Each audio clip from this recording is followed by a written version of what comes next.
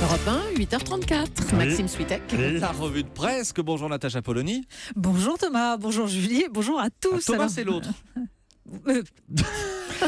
Maxime, pardon. Mais on est vendredi, on est fatigué. Mais voilà, mais je vous comprends. Donc ce matin, en une de vos journaux qu'on a lu quand même sans être trop fatigué, il y a de la colère, il y a de la défiance, il y a de la lassitude. Libération par exemple, Aulnay, la matraque de la honte, Le Figaro, vaccin, l'inquiétante défiance des Français et la passionnante histoire donc de notre rapport à la vaccination, alors que la poliomyélite par exemple semble un risque tellement lointain aujourd'hui. Et puis lassitude vis-à-vis des partis politiques, l'opinion, la société civile à la rescousse. Mais alors il y en a qui ne se lassent pas. Vous voyez la une de Paris Match, présidentielle, la campagne de toutes les surprises. Sauf que des surprises, il n'y en a pas. Devinez qui est en photo ? Emmanuel et Brigitte, voyons. Macron. La campagne présidentielle justement avec le renouveau à gauche. Oui, 2 mois et demi avant le scrutin, on parle programme. L'aile droite et l'aile gauche du Parti Socialiste se déchirent. Alors pourtant, à lire la presse ce matin, on se dit qu'il n'y a pas vraiment de raison.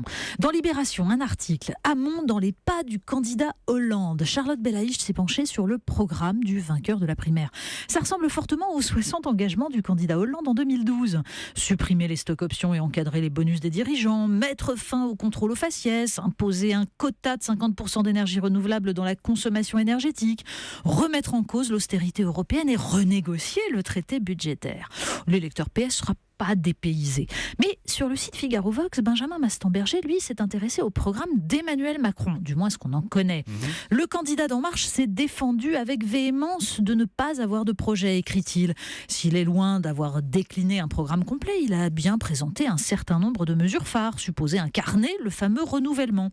Or, c'est là que le bas blesse. La plupart d'entre elles ont déjà été appliquées ou pour le moins initiées sous le quinquennat de François Hollande. Renvoyer à l'accord d'entreprise en fonction des cas pour assouplir la durée du temps de travail, ça c'est la loi El Khomri. Les baisses de charges, ça on reconnaît le CICE. La suppression des charges au niveau du SMIC, ça c'est le pacte de responsabilité. Alors peut-être a-t-il gardé ses idées les plus révolutionnaires pour plus tard, taquine Benjamin Mastemberger. Car pour l'heure, le bilan de cette politique, d'ailleurs inspiré par l'ancien secrétaire général adjoint de l'Élysée, s'est soldé par plus de 500 000 chômeurs supplémentaires sur le quinquennat. Mais nul doute, écrit le journaliste, que touché par la grâce d'Emmanuel Macron, la même approche permettra de transformer l'eau tiède du hollandisme en vin pétillant du plein emploi. Alors justement, en politique, il y a les discours et les faits. Oui, puis il y a des déplacements qui ressemblent à des engagements. Bernard Cazeneuve, alors souvenez-vous, c'est le Premier ministre. Bernard Cazeneuve visitera aujourd'hui la ferme-usine du plateau des 1000 vaches, un projet de centre d'engraissement devant accueillir jusqu'à 1400 veaux. Le projet repose en grande part sur la méthanisation qui permet de produire de l'électricité grâce aux déjections des animaux. Comme le résume un opposant, la production animale devient un sous-produit de la fabrication et de la revente énergétique bien plus lucrative.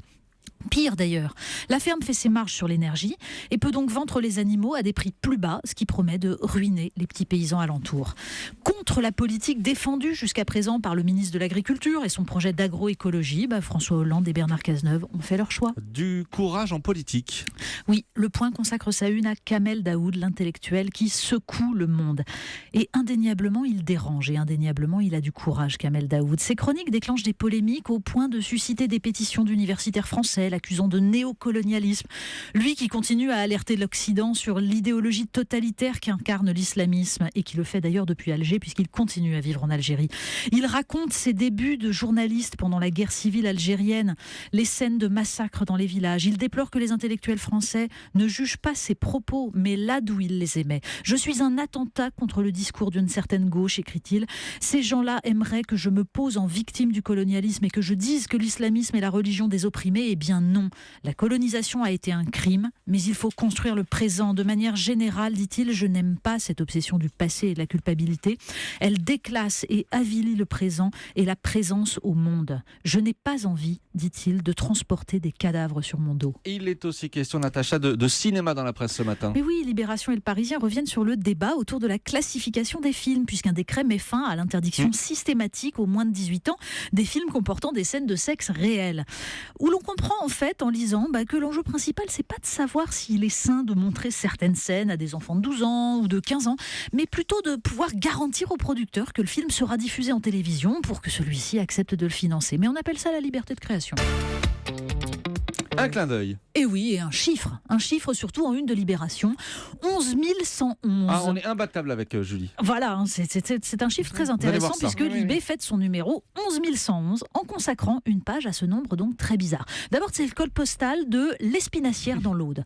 Alors ça, c'est pour la Poste parce qu'en fait, pour l'INSEE, c'est le code de Crustade, j'espère que je prononce bien, également dans l'Aude.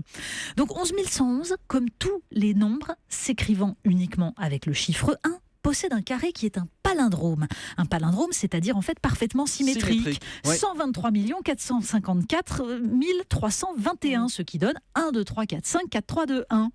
Mais en fait, le nombre possède bien d'autres propriétés mathématiques et d'ailleurs c'est absolument, l'article est génial et la lecture de tout ça donne totalement le vertige, presque autant que les programmes en miroir des héritiers du hollandisme. C'est vous dire, mais en fait c'est beaucoup plus joyeux les mathématiques. Beaucoup plus joyeux. Merci beaucoup, c'était la revue de presse de Natacha Polony. À demain. Europe 1, 8h, à lundi. Oui, à lundi, enfin non, même pas d'ailleurs. À lundi dans une semaine. Bon, bonnes vacances. Ah oui, toi. vous êtes en vacances la Voilà, semaine prochaine. on va Ok. dire ça comme ça, bonnes vacances.